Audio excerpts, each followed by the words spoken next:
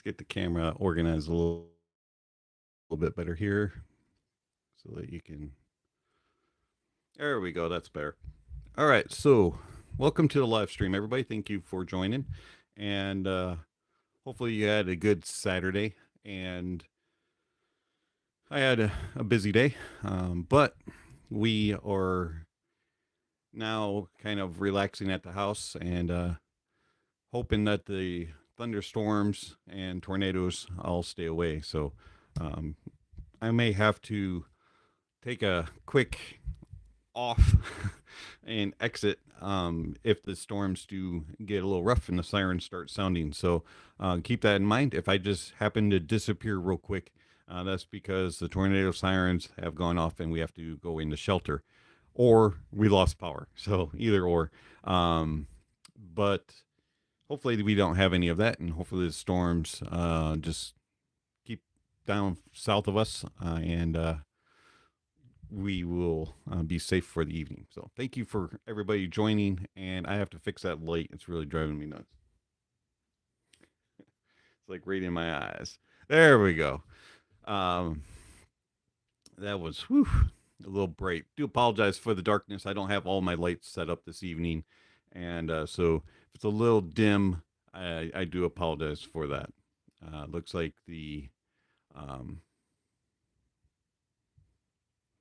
if you can hear me, give a thumbs up or a thumbs down in the comments. It looks like everything's working. So welcome, Mike. Thank you. All is going well. Trying anyways. All right. Now that I moved to light, it's changing my HDR here. So let me move it some more and see if we can get. There we go. All right, maybe the HDR won't be going as crazy. All right, so thumbs up so everybody can hear.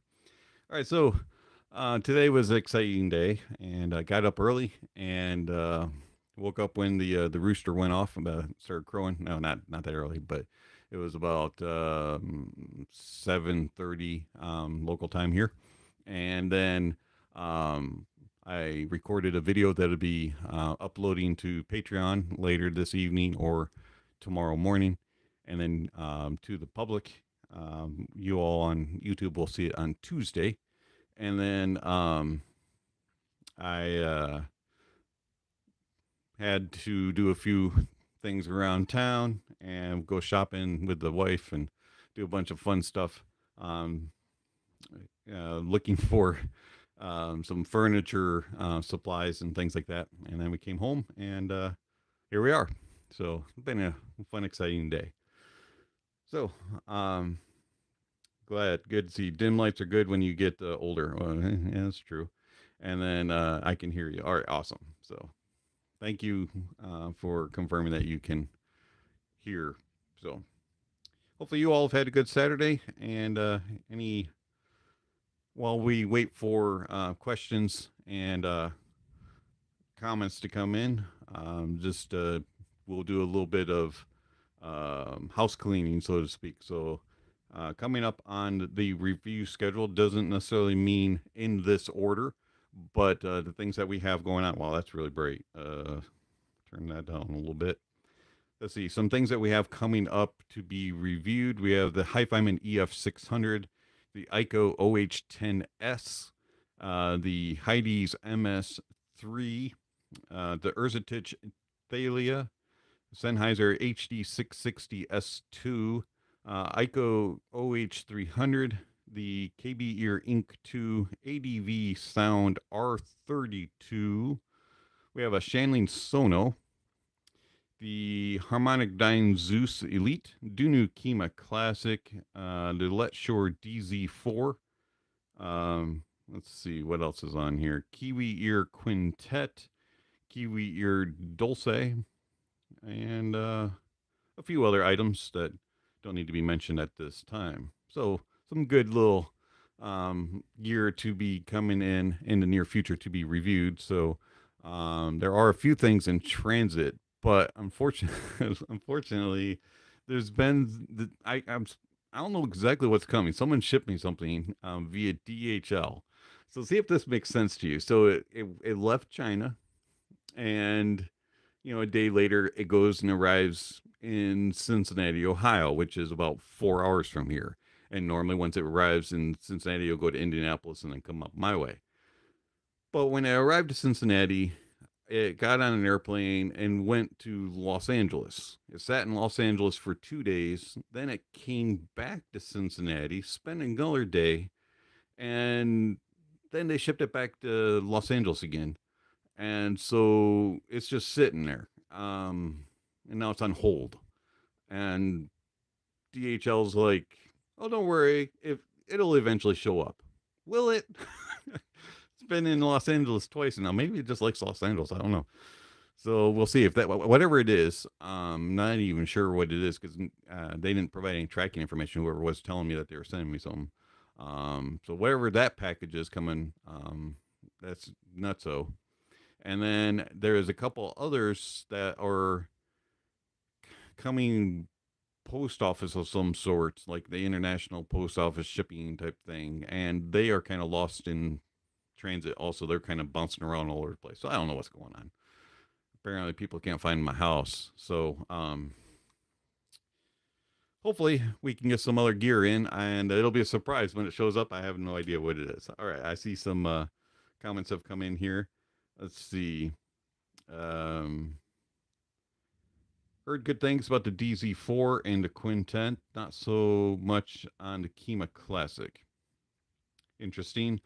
I have listened to all three slightly. The Quintet the least, because I've been really busy doing other things, trying to get all this other stuff reviewed. But the DZ4 is very interesting with its unique driver configuration. It has a presentation for its price point, which is somewhere around $80, $90, I think. That's going to surprise some people. And I think the DZ4, without spoiling the review, is going to be one of those love hates. The Quintet is probably more than likely going to be more of a love than a hate. And the Kima Classic is a interesting IEM in that it is a take on the original Classic or on the original Kima, which wasn't a bad IEM. It was just a little bit on the boring side, and they tried to tweak it and add in what the other one was kind of lackluster in. And I don't want to spoil it, but it could have been a little too much or not enough. So we'll find out. Hello, Olga. So thank you for everybody showing up. I know that this is a Saturday evening. We've got all kinds of things going on. We had the NFL Hall of Fame inauguration. We got baseball going on, NBA preseason camp if you watch the tournaments during the summer. All kinds of things going on in the sports world. And then there's other things going on, movies, family time, that type of stuff. So I appreciate everybody joining in and appreciate that. So what shall we talk about tonight? Anything exciting in the audio world? Let's open it up. If you want to talk NFL and get some predictions, I will try. I'm not the, I'm not a sportscaster, but if you want to talk that, if you want to talk anything else, I open the floor. I do ask to stay away from politics. Oh, and of course, we can talk coffee if you would like. I got a new coffee grinder. Got a conical grinder. It's a Bodum, Bodum, I think it is. I don't remember the model number. It's pretty sweet. It's got a big, huge canister on top. You pour your beans in, and you can see them spinning down. And then it's got the conical grinder, so it's got two different sets of blades, which is very nice. And it has, I think, 24 settings of differing degrees of coarseness and smoothness. So it's a pretty nice little blender. I like it. I got that on Amazon Prime Day actually for a really good deal. That's like 50 or 60% off. Let's see.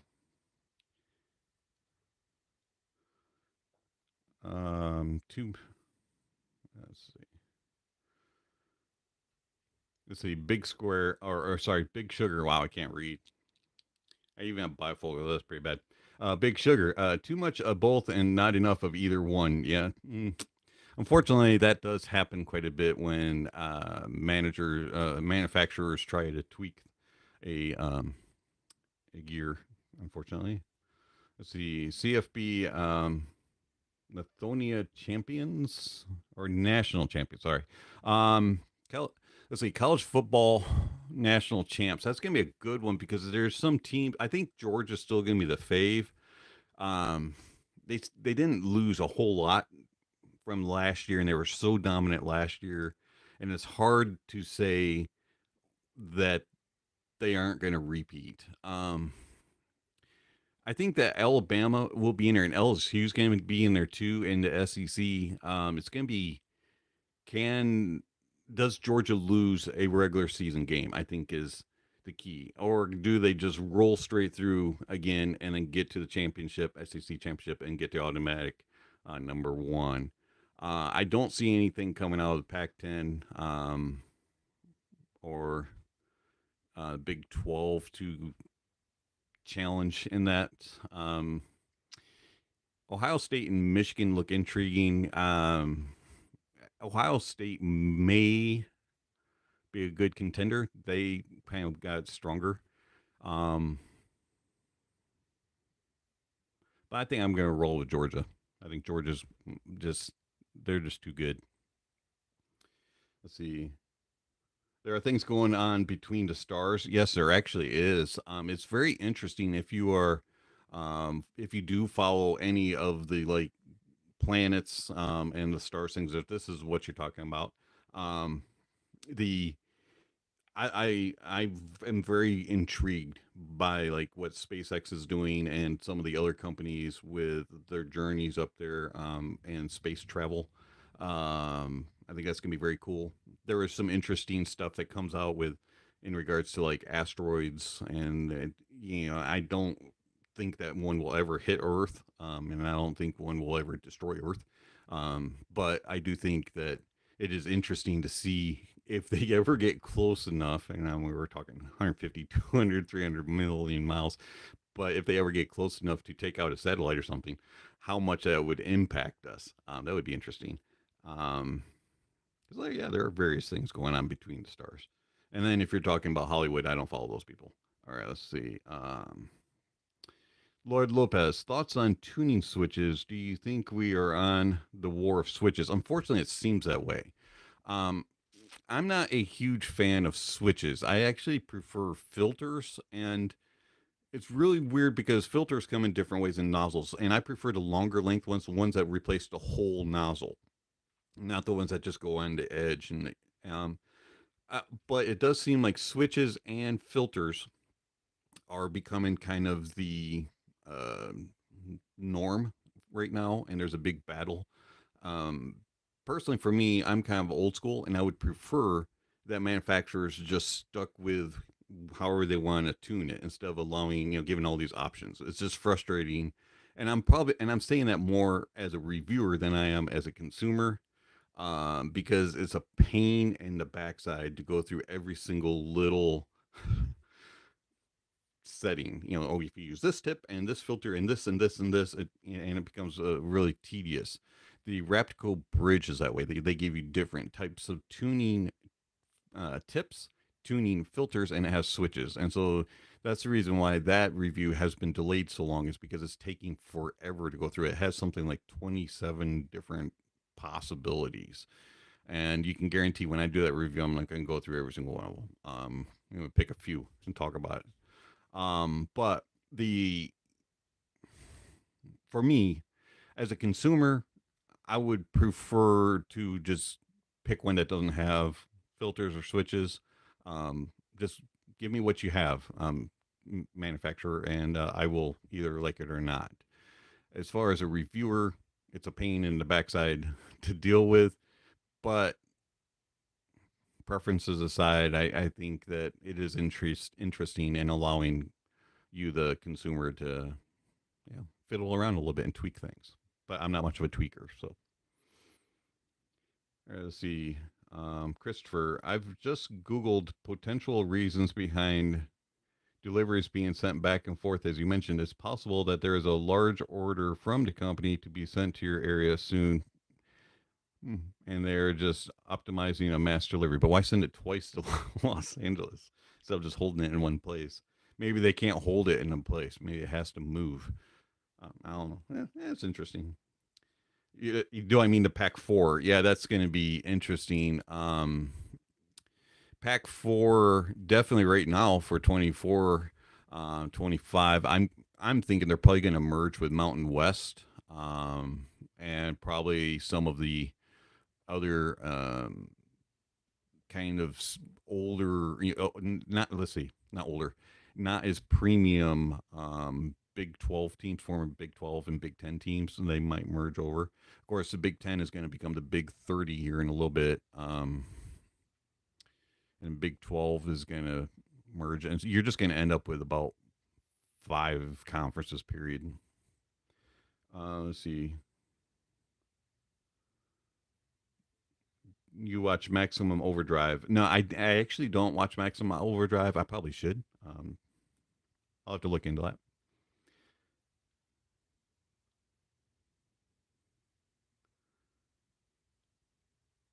Let's see. But sure, not to tell you how to do your job. Hey, no, I take feedback, so don't worry about that. Wouldn't it be better to just speak in the switch settings that portray the IEMs the best to your ears? Yeah, that's probably what I'm going to end up doing with that one.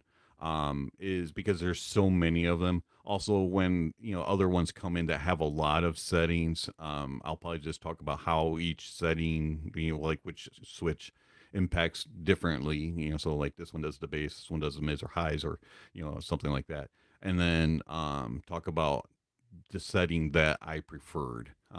Probably would be the way I would do it.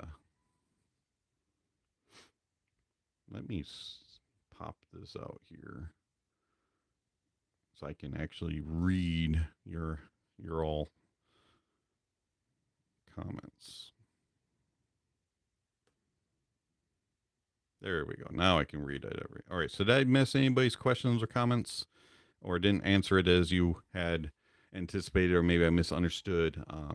Feel free to ask it again, and I will try to answer everything. Right now, it sounds like it's quieting down outside, so that's good. Don't have near as much thunder going on, and the lights are still on, so that's good. Any other questions, comments, concerns, feedback, um, thoughts, anything?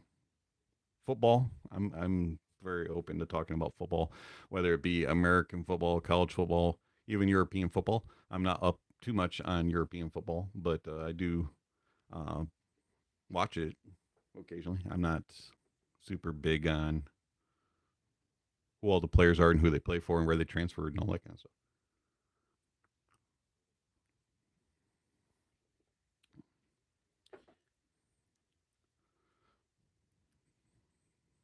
Let's see, Christopher.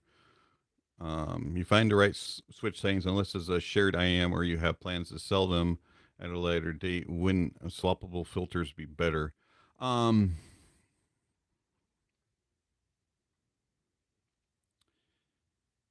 Not necessarily. I mean, truthfully, it's best not even to have them, in my opinion, because if you are constantly changing them, you are going to wear them out. They're basically screws, and they're you can strip them, you can loosen them up over time, so they're going to have wear and tear if you constantly are changing them and swapping them out. Um, Especially the smaller ones, those don't go on as well. As far as like the foam filters that you put in, you can buy replacements for most of those. And for me, when as a listener, after I've reviewed something and I know exactly what the setting is, if I'm going to continue listening to the IEM, I just leave it on that setting. And I would do that if I was a consumer as well. But if I'm going to send it on to somebody else to review it, and I'm going to I always put it back to whatever the stock form was. So if they had them all up, I always set it at that whatever their original stock form was. Same thing if I'm going to sell it. So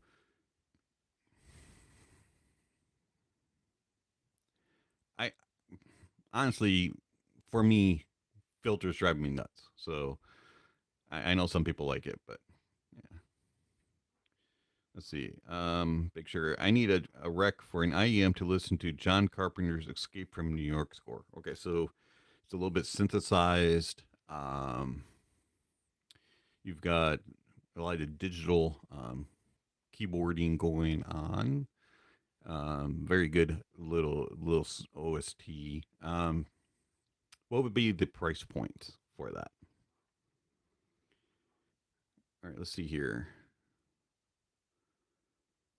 Sure for us. What would be the best bass head IEM secondhand under $50?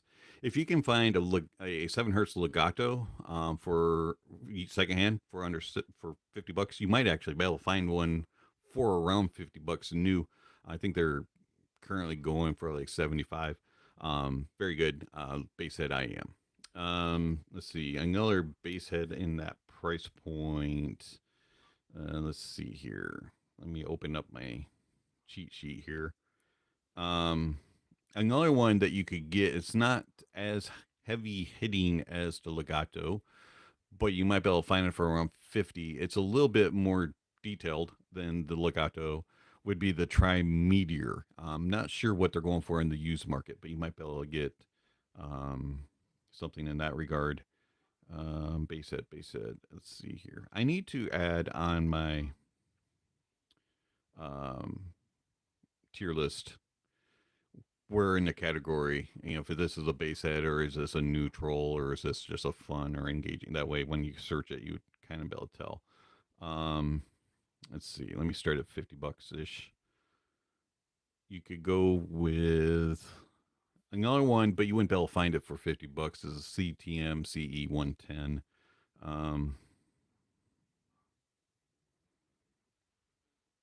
I'm not much of a bass head myself, so um,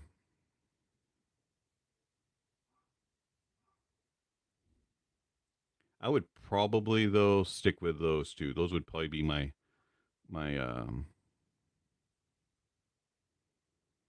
Rex. Now, of course, you could go with the the KB Ear Storm. It's not the most detailed, but definitely has the bass. But it's not that um, special anywhere else. It's kind of a one trick pony. All right, good question though. Hopefully that points you in the right direction. Um, all right, let's see. Saw some more questions come through here. Just a friendly reminder, if you are enjoying the live stream, give it a thumbs up. If not, I understand you have to give it a thumbs down. Also, there's all kinds of other ways that you can support the channel: PayPal, Venmo, YouTube memberships, and Patreon. So you can check those links out also. All right, so let's see here. What else we got? Which would be the best? Oh, I just read that one. Your most valued set. Describe your process for cleaning and caring for them. Okay, so my most valued set would be the CTM DaVinci 10, and I actually keep them in the carrying case, which is right here. And every single time that I use them, they get put back just like that. All the tips do stay on, but I always take the tip off and clean the tip before I put it back on. That way they're ready to go when I put them in. Cables always stay attached. For me, with IEMs, I don't remove cables when I store them. I leave the cable on that I use it with. Now, if I don't like the stock cable, or I'm not going to ever listen to the IEM again, I'll store them in their original box, just the way that they came. But if I'm going to listen to the IEM on a regular basis or use it for testing or reference, I always store them in their carrying case, and I always have them prepared that way. I wipe down the shell with an alcohol wipe, and I wipe down the tips with an alcohol wipe before I put them back into their case. All their tips and everything I change out, like any of the extra tips from the manufacturer, go back into the original box. And um, any extra tips I do have over here on this side of my desk, um, so that I can swap out if I need to when I'm reviewing. But all my IEMs, especially the ones that I use on a regular basis, get stored in their carrying cases that are provided. If one's not provided, I have these little lockbox snap-on carrying cases that I'll use as a carrying case, and try to store them as best as possible in its form there.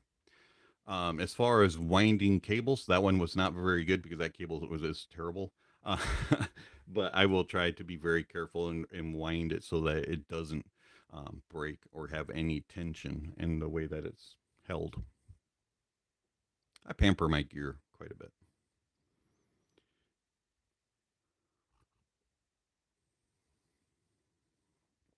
Okay, so $100 to $200 for the John Carpenter Escape from New York. In that case, I would recommend you could go with the Moondrop Kato. You're not going to quite get the bass that you're looking for, the sub bass with the Kato, but you're going to get enough extension on both ends, and you're going to have enough of the presence with mid bass to really drive home your bass there, and then you're going to have enough forwardness without being too aggressive for all the other features. Let's see. A few others that you could go with is the Thea Audio Elixir. With the Elixir, you're going to get a little bit more bass presence, and it's going to be similar in the mids presentation as the Kato, not quite as sparkling energetic up top. Let's see what else we have here. And you could go with a P1 Max from Tin Hi-Fi. Have to have a good amplifier for that. But that's going to be a little bit on the warmer side and a little bit more neutral, natural presentation. Has better extension on both sides, but it may be a little bit boring for that OST. If you just want the bass to be really driven, the CTM CE 110s are very fun on that.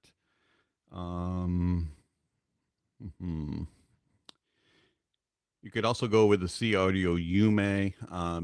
That one is going to be a little bit more on the laid back side up top, maybe a little bit boring. You might not get enough sparkle and energy, but it'll have very nice bass. And then, let's see.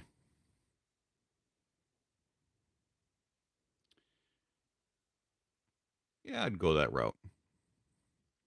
If you wanted a little bit more sparkle and energy, maybe a little more bass with the Yume, you could go with the critical version of that. Another option would be the Heyday, but it is planar. You have to have a little bit more oomph to drive it to potential.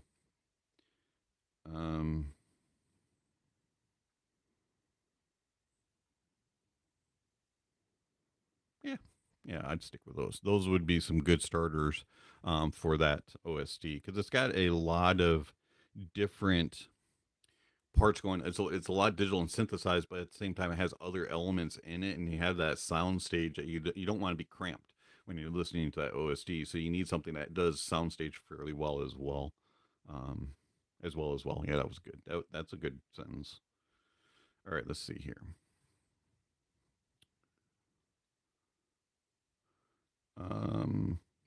Not super bass head, but there's the Wizard HE10.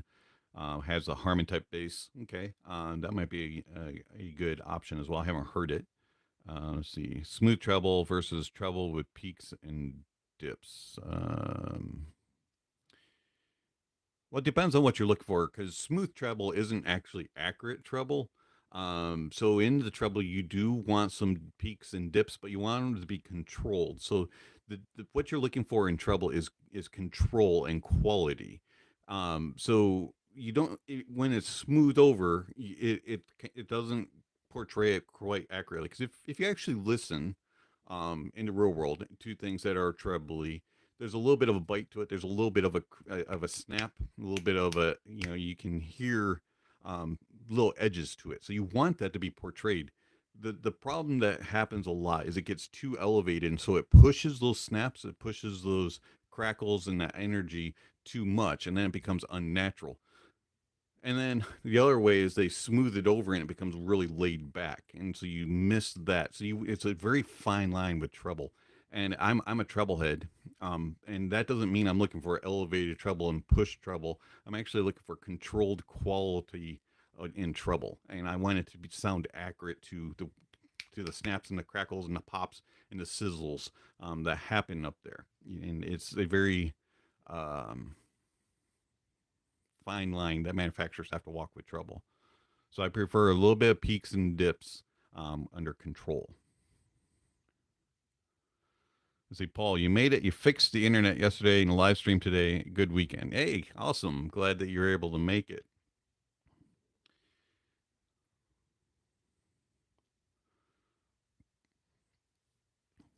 If you don't use the IEM stock cable, how do you decide which cable to use? Some are really expensive. So with cables, I try to review a product with the stock cable as much as possible, including the Heidi's MS5 and MS3 with its very annoying connector. But and I do that because I want to give a accurate review of the product as much as stock. But in personal use, I will swap out cables. And how do I decide that? It's just kind of trial and error. Which ones do I like? Which ones don't I like? And I've tried many a cable, especially with IEM, some expensive ones and some cheaper ones. And it's just kind of some of the cheap ones are great. And then some of the expensive ones are awesome. And then vice versa. So it's kind of trial and error, and you just kind of decide.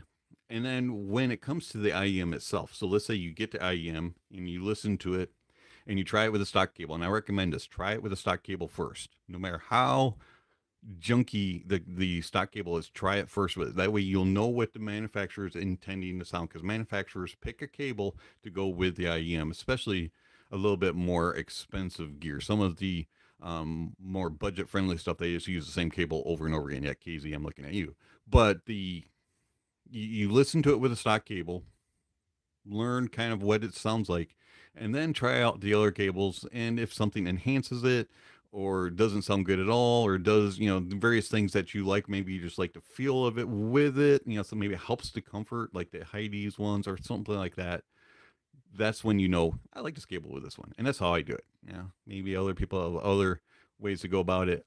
But I don't really put too much credence into whether or not something is 4 core, 8 core, 16 core, 32 core, 64, however, how much, whether it's copper, gold, silver, uh, bronze, whatever type of metal they use. That doesn't really matter to me when it comes to a cable. Is it comfortable to use? And does it feel good, look cool, and does it alter the sound too much? And if it does alter the sound, does it alter the sound to better it? That's kind of my takes on cables for IEMs. All right, let's see here. In my opinion, it's important to clean your IEM tips on a regular basis. Do you agree? Yes, absolutely. I clean them every single time I use them.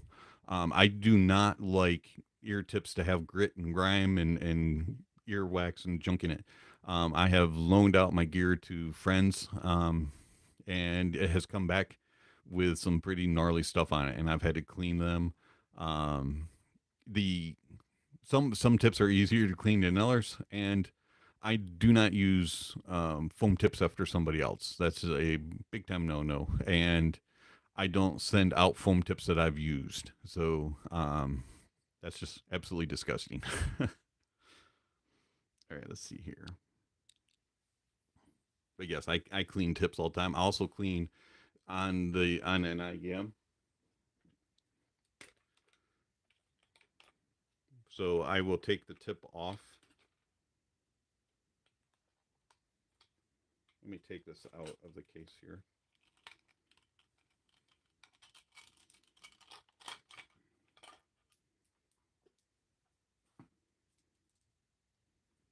I will take the tip off and clean here too. And these have, whoops, sorry. These have removable filters. I'm not going to take it off because they're extremely small. I clean that part too, very, very carefully with alcohol wipes, just to keep them optimally running. I've gotten gear in from people that have sent me stuff where the filters have gunk on them, and it's just Disgusting. Put that away later. Good question. Good thoughts. All right. Let's see here. Sarah fans, you're welcome.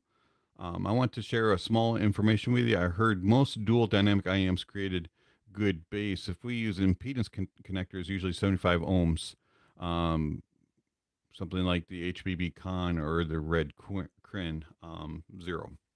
The yes and no. So dual dynamics are very interesting, and we have they're kind of becoming a fad right now. Seem to be one of the more popular designs as of late. And dual dynamics, depending on where the crossover is, and depending on how they're positioned and how they're tuned, can have really good bass. Other times, they are basically just an oversized subwoofer.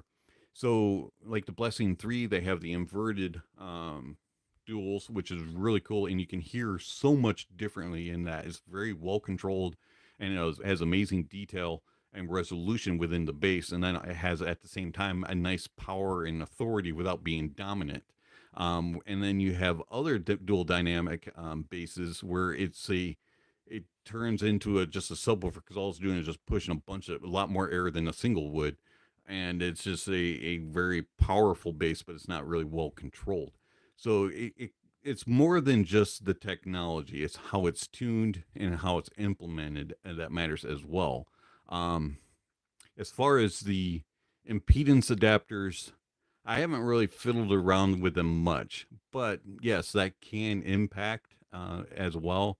And with the one with the Project Zero, I was not impressed with it at all. It was way too much, and it just bloated it up way too much. Um, some people like that type of sound. I did not. As far as the Con, same thing. It became very dominant and very thick and just too much, and it sounded very much subwooferish instead of being actually controlled and properly defined bass. So it kind of depends on how it's tuned and how it's implemented.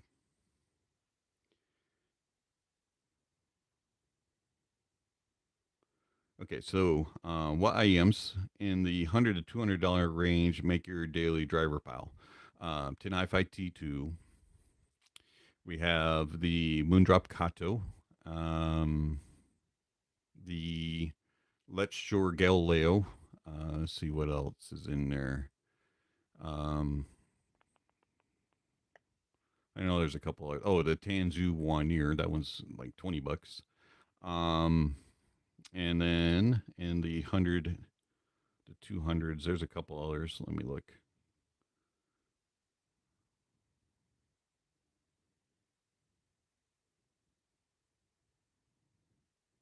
I think it pretty much covers it. Let me drop my tier list, and then you all can just sort it by price tag, and that'll help. And also in the IEM section, there are links to the review. Now, I haven't um, added all that for all the other areas, but this might give you all a little bit of a um, little cheat sheet along with that'll help you. All right, let's see what else we got. Whoop, did not want to do that. Almost exited out of the live chat. That would not have been cool. Okay, let's see. Good questions tonight. Very good questions. All right, let's see. After years of reviewing devices, Christopher asks, is there a new mindset you attain of the hobby over the consumer side? Is there separation? Hmm. Yeah, there actually is. I think to a degree. Now, I do approach my reviews in kind of a consumer mindset, but for the most part, the I'm going to be nitpicky no matter what. And when I purchase something for myself, like I did the CTM DaVinci 10 or the Audeze LCD5s, the Mytek, Liberty DAC, and HPA, I was very much critical thinking about what I wanted and would I use it on a um, daily use case. And not only that, it was, I reviewed the product as how would I want it, when I got it. And so for between all the other gear that's sent to me, I look at it as would I want this as a consumer? If I was looking as, as a base head to look at this product, what information do I want? As a neutral reference, what information would I be looking for to receive in a review, that type of thing. And then I look at it in the regard of my personal listening. What do I use it for? What do I listen for? What would I use it for? Would I purchase it? That type of thing. And so I would say yes. There's a difference in that I'm kind of doing dual when I'm doing the review versus being a consumer, but I treat it basically the same way.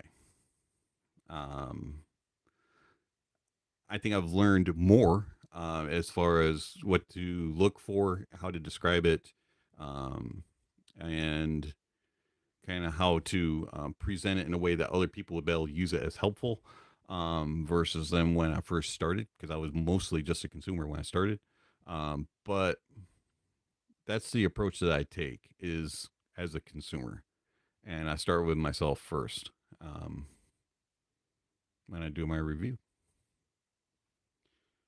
Hopefully that answers your question. All right, let's see what else.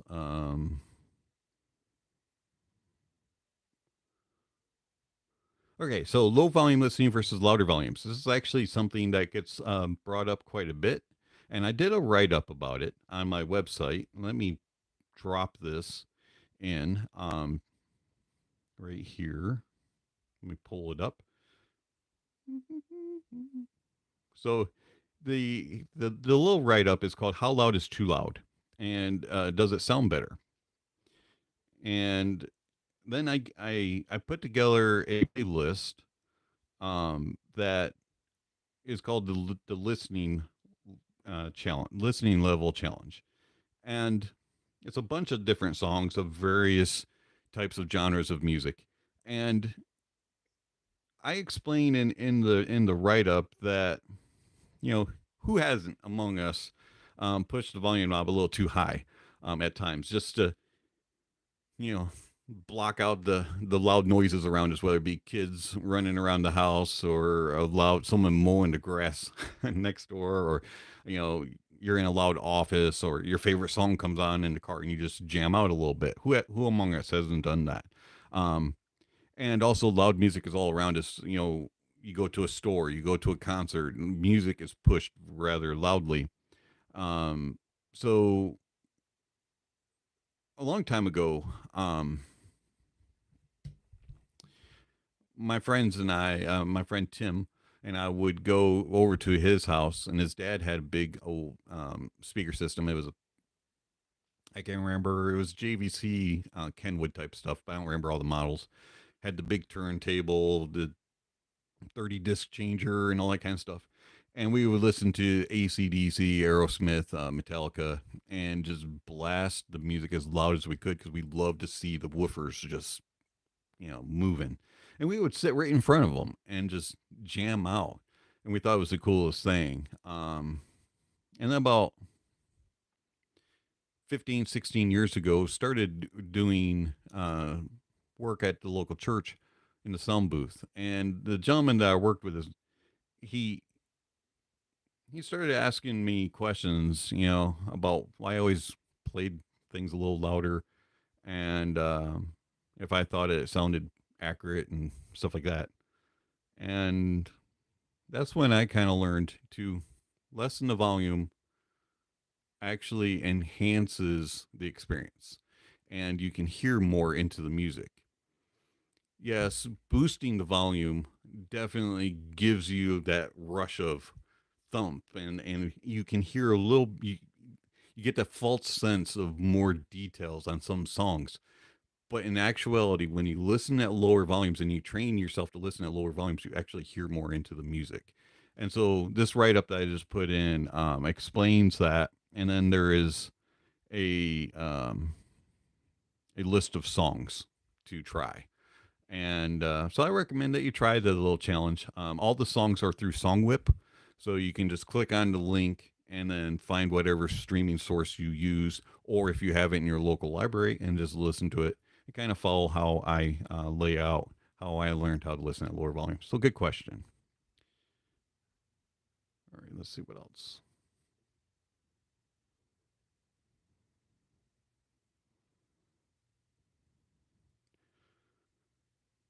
Okay, so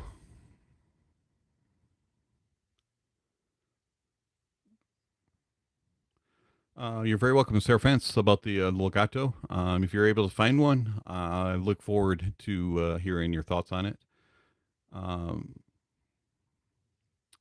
if you have any list of IEMs which you can share, the tier list that I just put in up top here, where it's right above your message, click on that link, and that's a big, huge list of IEMs that I was just talking about. Could you recommend a portable DAC amp dongle that has a volume control and pause, forward, and reverse switch? I like the wired mode better than Bluetooth. Okay, so the only one that I can think of, actually, there's a couple. Um,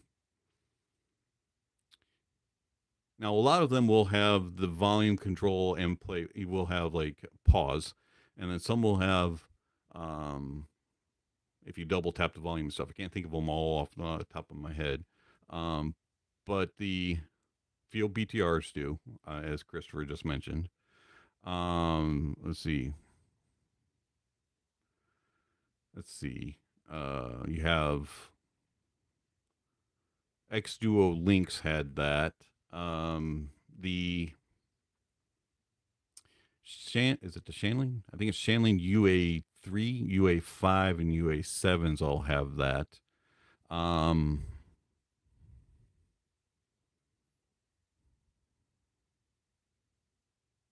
yeah, the BTR7. I know the BTRs have it. They do have Bluetooth, but you also can use them just as a straight up dongle. You don't have to use the Bluetooth. Um,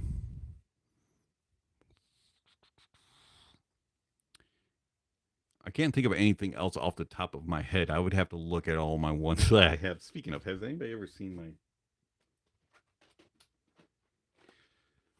This is my dongles. All right, so um, yeah, I have quite a few. It's growing by the day. Oh, another one is I don't remember the model number. I think DS400. Lav Audio. This is DS100. That has what you're looking for.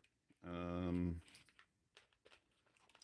but most of them are kind of like this. This is a Hibby FC3, and so you have the play pause button here, and the volume up and down. And it doesn't always work with Android. Some of them only work with Apple. Some only work with Android. So it's kind of hit or miss. I'd have to go back through them all and do that. All right, let's see here. Can you add a list of whether the IM's best for bass lovers, treble lovers? Yeah, I need to do that. That's going to take a while. There's quite a few on the list. Thank you for the recommendation. I don't know when I'd get to that, but I definitely do need to do. I was thinking about that the other day. All right, let's see here. Big Sugar. John Rambo should have been played by Robert Foster. Fact. I don't know. I thought Sylvester did a pretty good job. It would have been interesting. But I like Sly. All right, let's see here. Now you have Dongle MV. Yeah. I think there's like 24 of them in here or something. Pretty crazy. Pretty crazy. All right, let's see. I thought you weren't a fan of the BTR5, BTR7. I'm not. But for those options that he was looking for, it is a suggestion. Um,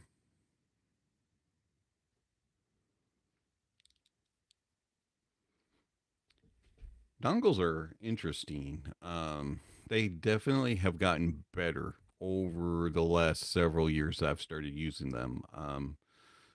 They, for a long time, they all kind of sounded similar, and very much the same. And now you're starting to get different deck chips that they're using in them, different amps, and you're starting to get some flavor when it comes to dongles. So that's kind of interesting. I do like that, and they're also getting better with amplification, so they can drive more. So.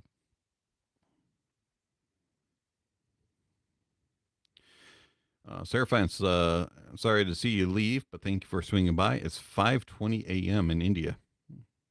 Big fan of your reviews. You're always bang on target, and respect for you. Well, thank you very much for the kind words, and appreciate you swinging by so early in the morning. Much appreciated. What's my favorite out of the 24-ish dongles that I have? I'll point a couple out here. So we have, I like the Hibby FC4. I also like the Hibby FC3, a slightly different colorization between the two.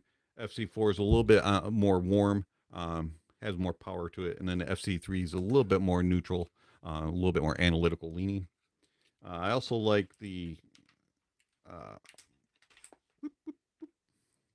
Audio Engine DAC 3. This thing's really cool. It's got a, like, analog type of sound to it. Let's see. Gotta find a couple others here. Yeah, this one right here. This one's really cool. This is the Heidi's XO.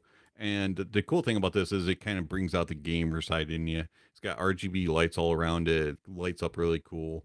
And then it's got filters on it. It's got good power. Kind of has a similar sound to the DAC 3, a little bit more of the analog sound. Kind of like those. And then, where is it? Here it is. And then for my first one, that not my first dongle, but the first dongle that kind of was like impressing me and showing me that things were starting to go in a different way was the Periodic Audio Rhodium.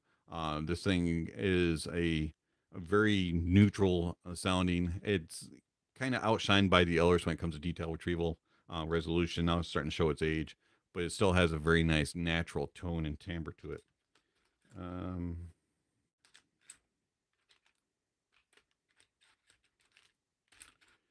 We'll say that those are kind of my go-tos to listen. All right, let's see what else. Any other questions? Good stuff tonight. Got about another half hour or so. But while I wait for some questions to come in, I'm going to get a drink of coffee here. I do not remember which roast this is. I had about 3 of them open at the same time, and I don't recall which one this one was. I misplaced the container that it came, and I had just poured it into a storage bin. So I do apologize for that. Have I reviewed any periodic audio IEMs? No, I have not. They look interesting. Most of them are bullet style. Not something that I tend to use, but people seem to like them. So I probably should get my hands on one at some point. Let's see. Cameron. Hi, sir. Love your reviews and your list. Personally, as new to IEMs, tuning switches are very useful finding your preference. I can understand that. And as I said, it's for me, it's a nitpick and kind of a frustration. But for others, it does help you to be able to tweak it. So I can understand why they do it. And you can kind of understand a little bit as to, okay, I don't like the high mids, or I don't like the high treble. I like the way the bass does this better, or how it affects various things. So I can understand how it would help you to be able to learn the tuning capabilities and what your preferences are. So I can understand that world. But for me, it's just a personal preference. I'm kind of set in my ways. Let's see here. why are running backs so undervalued in the NFL? You know what? That's a good question. If you look back in just 10 years, running backs were a premium, and you had a lot of rushing records that were being broken, and they were getting paid high dollar. And then as offenses kind of changed and into a more passing heavy offense, and tight ends kind of became a more critical piece than a running back. I think that's where you started to see the change in a running back in the value. They became more as a secondary player, or a specialty player, and your skills had to be more all rounded as far as being able to receive and run, um, versus just being a running back. You don't see a lot of the battering ram type of running backs anymore, like Eddie George, types, in the NFL. Very rarely do you see that. You think back to, you had the Giants, when they were winning the Super Bowl. They had, Barber and, what's his name, the big guy, or his name just slipped my mind. Um, They had the two running backs. They had the battering ram, and then you had the speedy, Barber, type of players. You don't see that anymore in the NFL, and I kind of miss that. I do like to have a strong running game, complemented by a good effective passing game, so that you can set up your running game. If a team says, okay, you're going to pass on us, you still have the ability to pass. Or if a team says, okay, we're going to shut down your receivers, now you have to run it, or the game's on the line and you need to burn clock, and they want to run the ball. But teams don't really do that anymore. You don't see that near as much. Some of the some of the teams are starting to go back to it a little bit. You had the 49ers were kind of leaning that way a few seasons ago. So it kind of depends, but I think that it is more because of the offensive schemes that are coming, out in the NFL, more pass first. Running is kind of a secondary thing. Let's see. Let's see. Paul. I have the older version of the periodic MG. It needs a little bit of power, but it's nice. Yeah. I've noticed that about some of the more boutique type of IEM creators is that they tend to be a little bit more higher ohmed, and lower sensitivity, and so you have to drive, those that gear a little bit more than you do some of the newer stuff. Some of the newer stuff super sensitive. Um, so it seems to be, um, that's kind of a older thinking in IEMs. I don't know if it was the drivers that were being created then, or if it was a choice in the way that they thought that maybe it presented the sound better.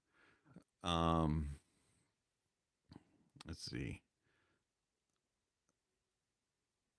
But I would love to hear some of the periodic stuff.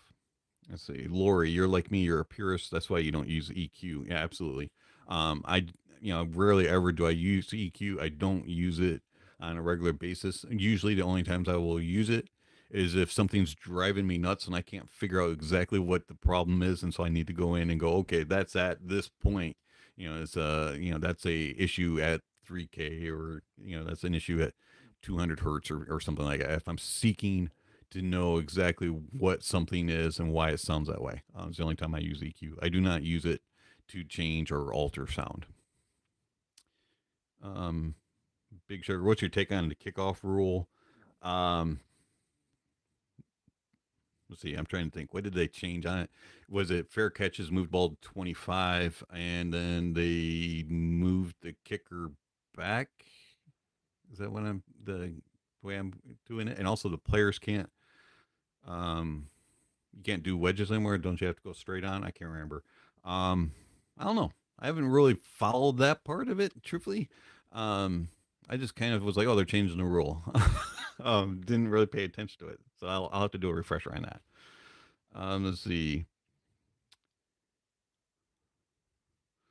You mean like Chuck, Bednarik? You're not old enough to remember him, I think. Yeah, actually, well, I've heard the name.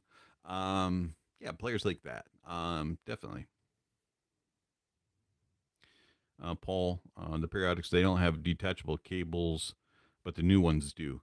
Yeah, I mean, and that was a thing, just up to a couple years ago, attached cables.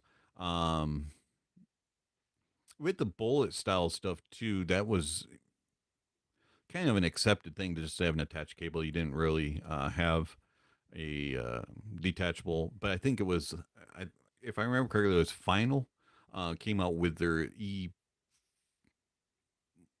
I think it was E4000s or 5000s, and they had detachables, and that's when everybody was like, "Oh, you can do that," and so they started doing that.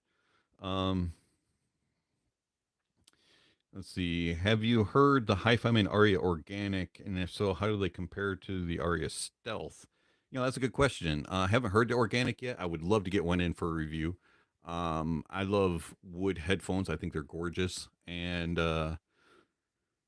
sometimes wood can impact the sound and change it and give it a little bit of a more earthy tone, a little bit more, um, using coffee terms, a little bit nutty. Uh, and you can get a little earthy tone, a little bit more, as it says, organic type of sound. So, yeah, I would love to hear it. Let's see. Complete Stranger Online. Thank you for the chat. You're welcome. I was just wondering if you had a chance to hear the Sennheiser 660 S2, and I'll be comparing them to the 600. I do have them. Haven't had much time with them. I bought them on Amazon Prime Day. They had a sale. They were on sale. I think it was for 400. Um, but they are right here. Definitely will be doing a review of them, and comparing them to the original 660s, which are back over here somewhere. We'll be comparing them to the OGs, and they are different. There is a noticeable difference sonically. That's all I want to say about it at the moment. All right, let's see here. And I probably would compare them to the original 600s also, even though a 660 is technically a 700 driver, not a 600 series driver.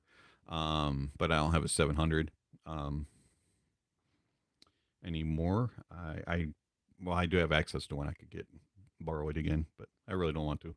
All right, let's see. Let's see. Marcos, hello and good night from Brazil. Hello. Um, I have an Audeze Mobius and recently started in IEMs. You have the 7 hertz zero, the 1 year, and the T2. Should I go to the 400 SE or the Sundara for a real improvement from the Mobius? Well, it's been a long time since I heard the Mobius. Mobius does really cool with the soundstage and tracking. I think if I remember correctly, it's rather bassy. Um, Personally, for me, I would go with the Sundara. If your budget fits for the Sundara, I would go with the Sundara. Sundara is significantly better than the 400 SE. It is open back versus a Mobius, which is semi-open, semi-closed. Actually, I think it's more closed than anything.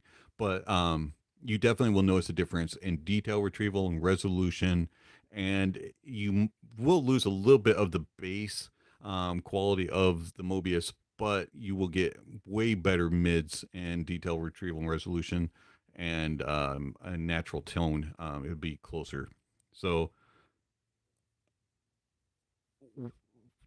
that would that's where I would go. I would go with the Sundara over the 400 SE. 400 SE is going to give you the stage, but doesn't have the note weight, and it's just not near as detailed and resolving as a Sundara. Plus, Sundara is more comfortable, in my opinion. All right, let's see. Does that make you an Ohio State fan? Well, I'll put it this way: a good friend of mine, actually, several of them, are big Ohio State fans, and over the past several years, they've kind of gotten me interested in the O. So yeah, I'm a backseat Ohio State fan. We'll put it that way.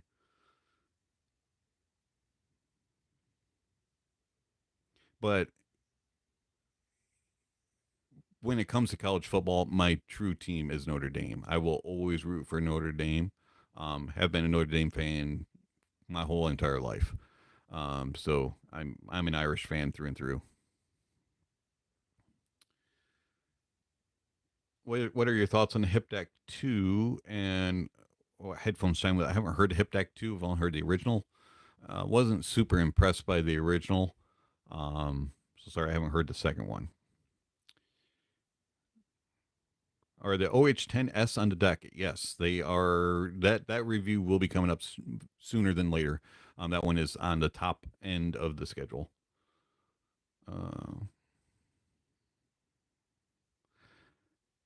How in the name of all things holy do you drink coffee this late in the day? Coffee has never really affected me staying up late or keeping me awake or anything of that sort. It will get the gears grinding a little bit in the mornings, but it doesn't really affect me in that other way. I've drank coffee late at night ever since I was in college. Um, will the Fosse Q5 drive the Slendora? Haven't heard the Q5 yet. I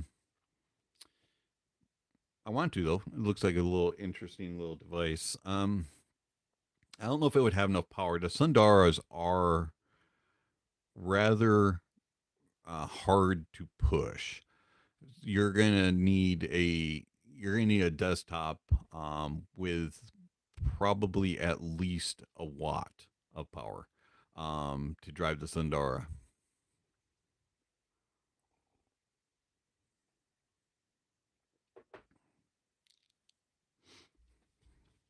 So that I don't know about the Q5. Let me look it up. If it's the same thing that I'm looking at, I don't think it would.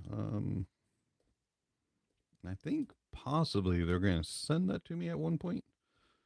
Let's see. Fosse. Yeah, this is the one I thought it was. The little DAC amp. Let me look at the power of it. I don't remember how much it has.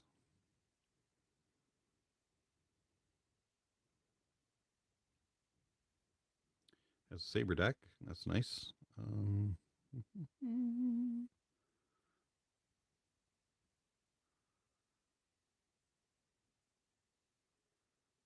Does not say. Let's see.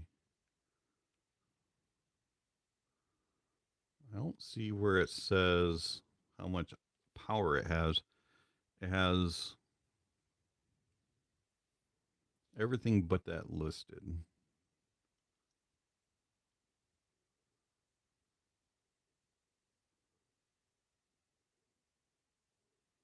Oh, here we go. 400 milliwatts at 32 ohm. It would probably struggle, I'm going to say, to push the Sundara. That's a little bit on the weaker side. You're going to need something that has at least about 1 watt for the Sundara. It's a pretty demanding headphone. 400 SE, same way. It's pretty demanding as well. Not as much as the Sundara, but you're going to definitely want to have a little bit of oomph when driving planar headphones. Okay. I thought I saw somebody else's question. If I've missed your question, please post it again. And then just a friendly reminder that if you're enjoying the live stream, give it a thumbs up. If you're not, give it a thumbs down. I understand. So appreciate everybody being here on Saturday night. Thankfully, my weather here has passed us by, and we still have power, and the thunder has dissipated, and looks like we're going to be all safe this evening. So that's cool.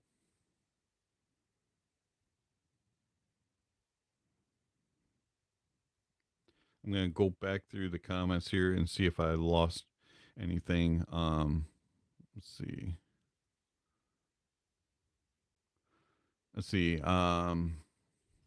Topping NX7, yes, that would push to Sundara. That would probably be the better option when it comes to the portable side of things. I would probably go with NX7. Plus, it sounds good.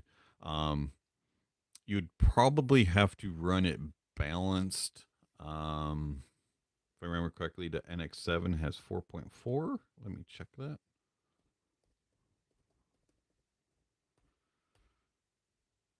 I could be wrong.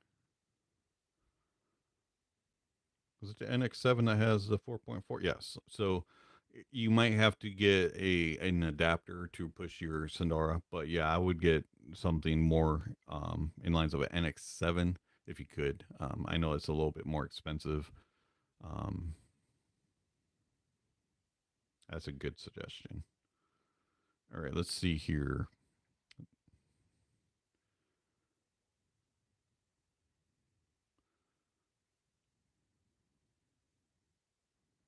Pound for pound, what would you put on your Mount Rushmore of best headphones of all time? Ooh, best headphones of all time? Okay, so of all the ones that I've heard, my Mount Rushmore would have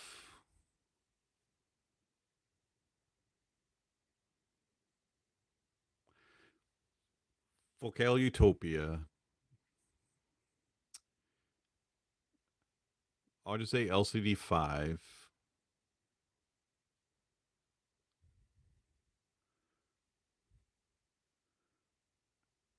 and the Sonoma Electrostat. Not the new one, the older one. I don't remember the model name. That thing sounds awesome. Those would probably be on my Mount Rushmores of headphones. Of things that I have reviewed and purchased. LCD5.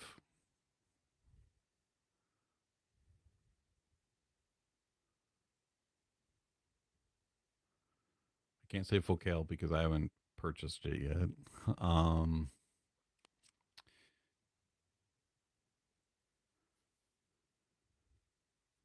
Rawson Red Zero and the Stax 009. That'd probably be the way I would go.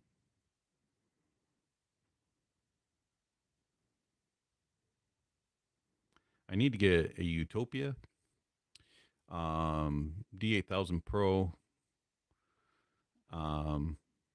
ADX 5000, and a few others in for review. So if you have anything you would like to loan it to me, I do pamper gear quite a bit. So if you're willing to part with anything like that for a little bit, I'd appreciate it. Reach out to me, send me an email. We can work something out. Are you worried about Aaron Rodgers now being in your division? No, not really. Our defensive line, Leonard Floyd and Von Miller, and then you have a whole host of others in the middle to wreak havoc on them. And then we have a fantastic secondary with Trey White and Micah Hyde and Poyer. And then on the outside, you have Kyer Elam and Christian Benford on the other side of White. We can lock Rodgers down pretty good.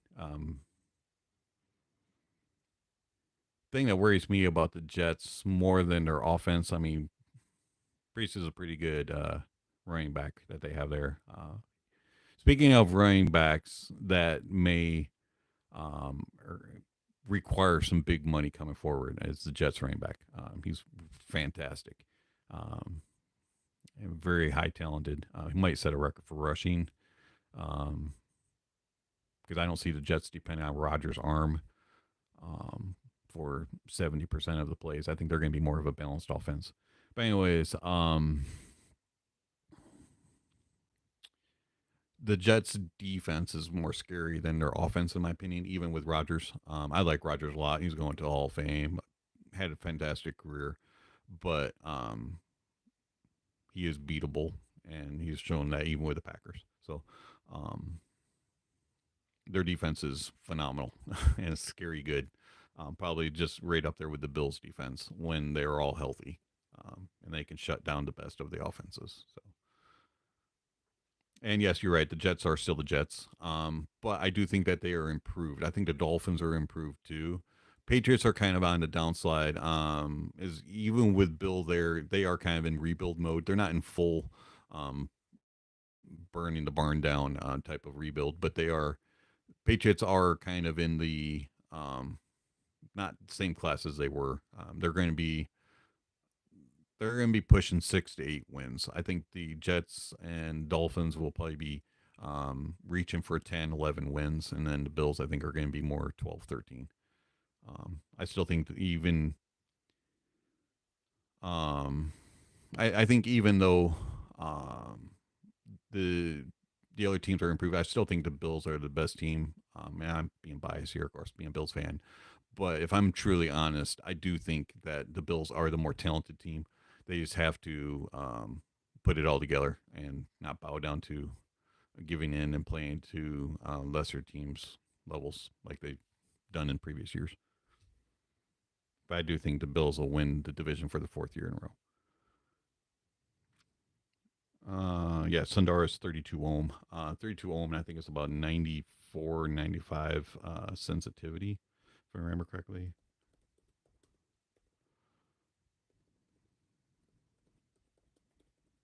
Let me check that real quick.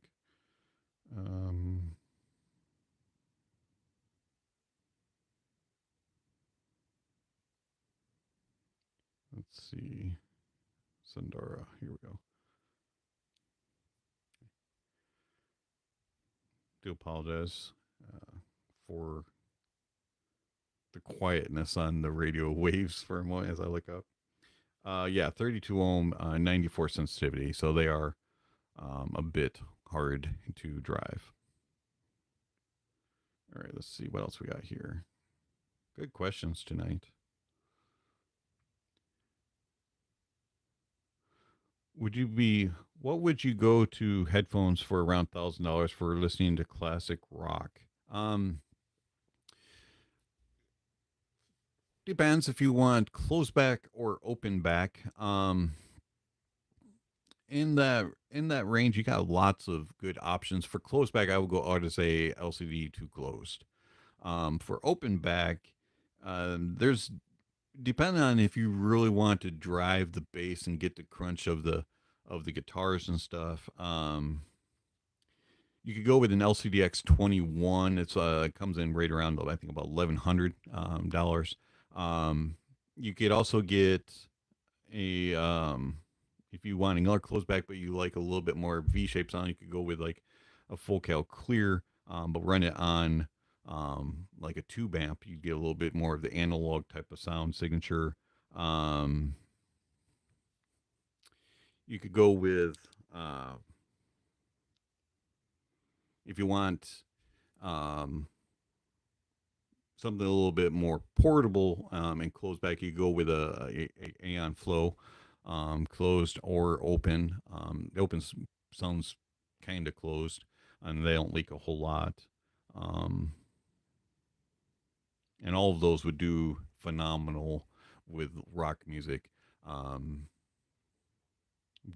Whether you go classic rock, like really older classic rock, or if you go a little bit more modern classic rock, if you're 60s, 70s, or 80s, 90s type of rock, all of those would play very well with that type of sound. You could even go with an Ananda. The Ananda may be just a little bit bright though for some, depending on if you like a lot of more energy and forwardness in your mids and in the vocals, and so you get a little bit more of the cymbals and the crashing and stuff like that.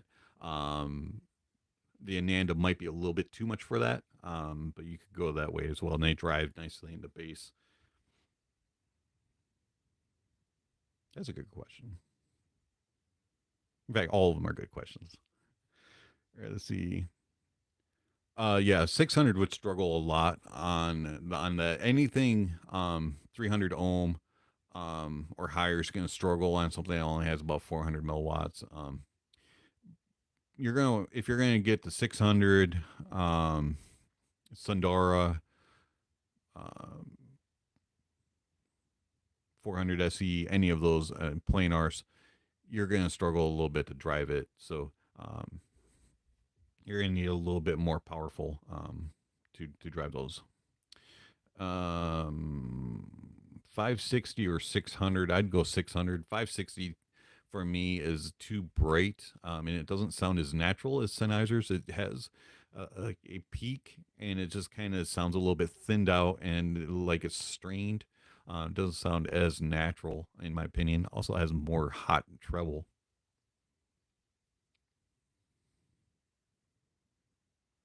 So we got about 10 more minutes here. So if you got any more questions, bring them on.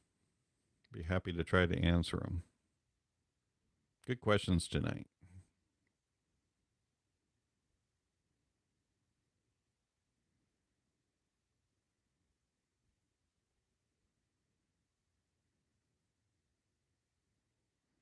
All right, let's see here. Sorry, Marcos. I accidentally closed out my chat. Since I have a Q5, could you say some options that I could drive on upwards of $500 for headphones? You're going to be really limited. Over ears tend to be harder to drive. You could do IEMs. As far as headphones, I would stay away from anything that is planar. And then as far as impedance on dynamics, I would look at something that's 100 ohms or less, and make sure that the sensitivity is pushing 100 or higher. So let's see here.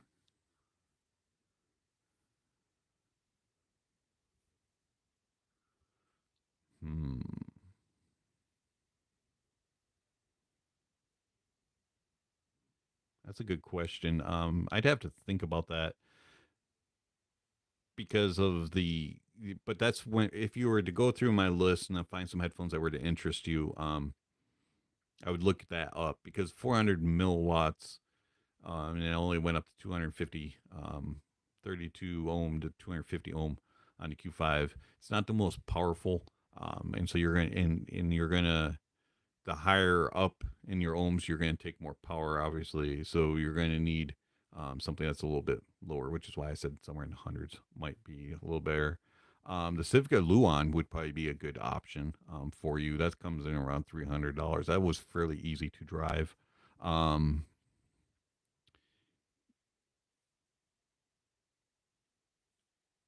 In fact, actually, I'd probably go with that. That'd probably be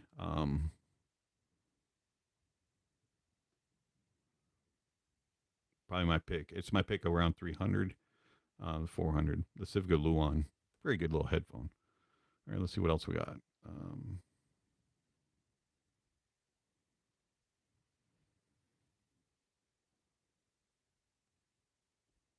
My chat is acting up here. Doesn't want to show me. Yeah, open back. That would be the Civica Luan.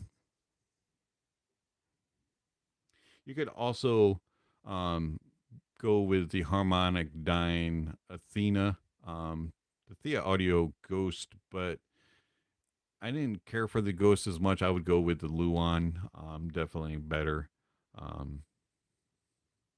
The Athena is a little bit warmer.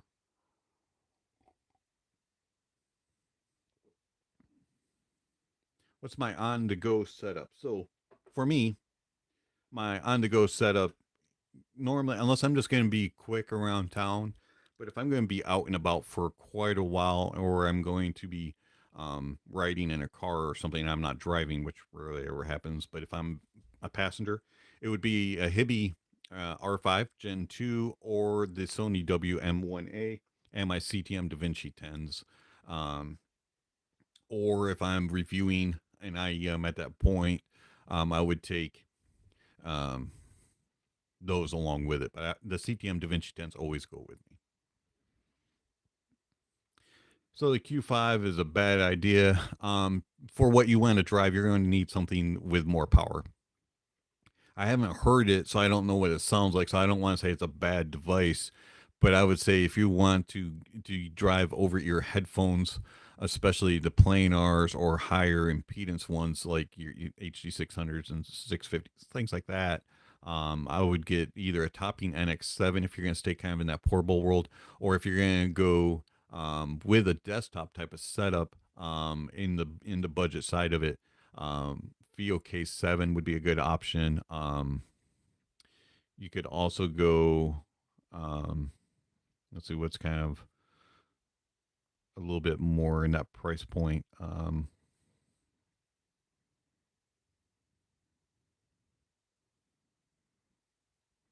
Give me a moment and I'll get you that some thoughts on that.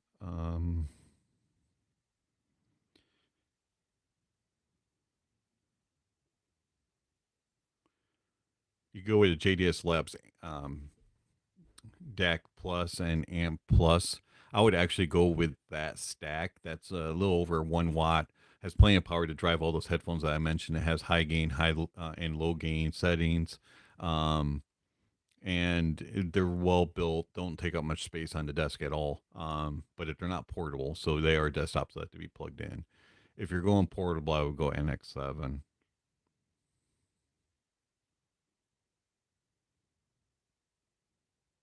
If you already have, if you have a dongle or something like that that you could use as your DAC, you could just get the amp. The JDS Labs does have 3.5 in.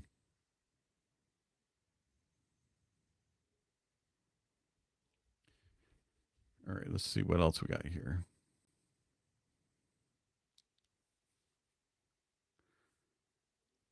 Have you heard of the Korean company Audeze? They make DAC and amps. I have the HUD Mini from them, my first foray into hobby. I haven't. I'll have to look them up. Thank you for the suggestion. See, Marco, sorry, my English is not so good. Could you write it down? Sure. Actually, I'm going to put a link to my tier list, and then you can just um, look through that, and you can see it that way. That'll be the easiest way.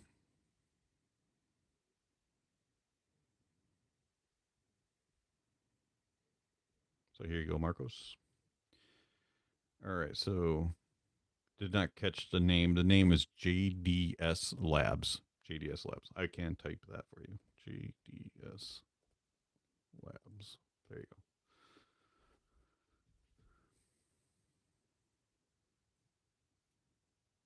All right, so I am going to wrap it up for the evening. I do have a few things I have to take care of tonight, and then I got to get up early and head over to church, set up for the service, and get all that taken care of. So, do appreciate everybody swinging by for the evening. It's much appreciated, and thank you for all the good questions. And if you have any other questions or need further information or clarification, or just want to add your input, feel free to add it down into the comments, and I'll get to them as soon as it uploads onto the YouTube channel. It will go live for playback shortly. So thank you again for everybody showing up. Much appreciated. And you all have yourself a great evening, and we'll do a live stream again sometime soon. Lastly, don't forget to give a thumbs up, thumbs down. And if you're interested in supporting the channel, there's all kinds of links. Also, there's all kinds of other information down below. So check out all that info, and we'll catch you next time. And you all have a great evening. Thank you. Bye.